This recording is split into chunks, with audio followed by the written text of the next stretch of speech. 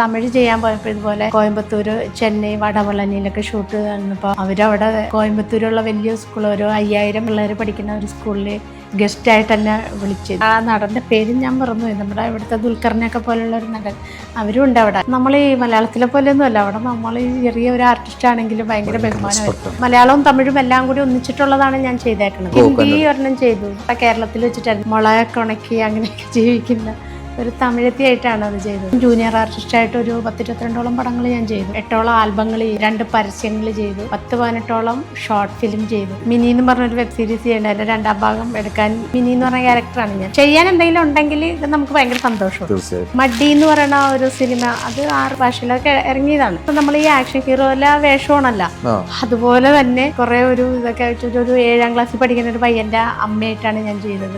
എനിക്കെന്നാലും അഭിനയിക്കാൻ ഒരുപാട് ഇഷ്ടമാണ്. ഷോർട്ട് ഫിലിം ആയാലും 10 മിനിറ്റിന്റെ ആണെങ്കിലും ഞാൻ പോയി അഭിനയിക്കും. അതിൽ നമുക്ക് എന്തെങ്കിലും ചെയ്യാൻ എന്തെങ്കിലും ഉണ്ടാവണം.